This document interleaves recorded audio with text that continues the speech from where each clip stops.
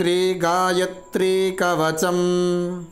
अस्य श्रीगायत्रीकवचस्य ब्रह्मा ऋषिः अनुष्टुप् छन्दः।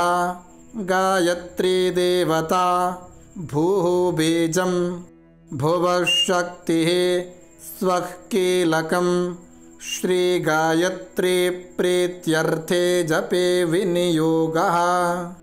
ध्यानम् पञ्चवक्त्रां दशभुजां सूर्यकोटिसमप्रभां सावित्री ब्रह्मवरदां चन्द्रकोटिसुशीतलां त्रिनेत्रां सितवक्त्रां च मुक्ताहारविराजितां वराभयाङ्कुशकशां हेमपात्राक्षमालिकां शङ्खचक्राब्जयुगलङ्कराभ्यां दधति परां सितपङ्कजसंस्था च हंसारूढां सुखस्मितां।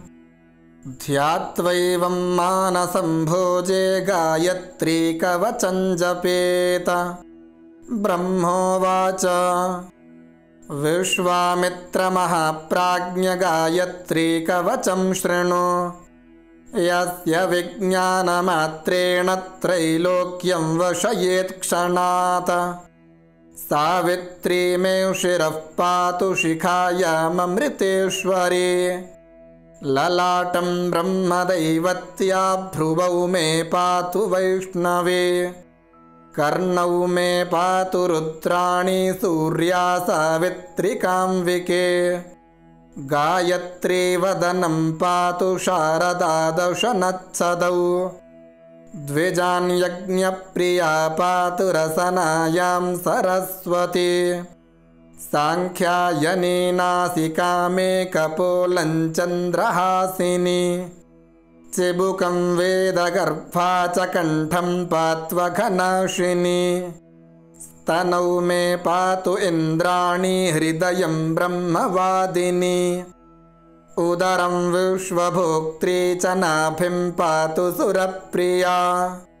जघनन्नारसिंही च पृष्ठं ब्रह्माण्डधारिणी। पार्श्वौ मे पातु पद्माक्षी गुह्यं मे गोत्रिकावतु।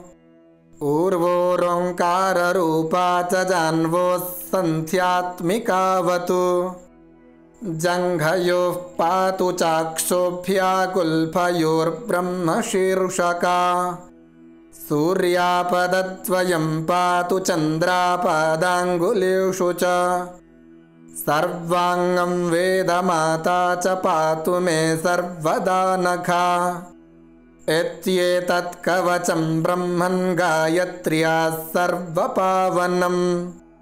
पुण्यं पवित्रं पापघ्नं सर्वरोगनिवारणं। त्रिसन्ध्यं यः पठेद्विद्वान् सर्वान् कामान् अवाप्नुयात्।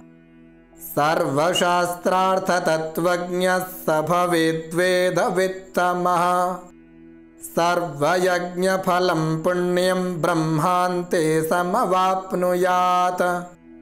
इति श्रीविश्वामित्रसंहितोक्तं श्रीगायत्रीकवचम्।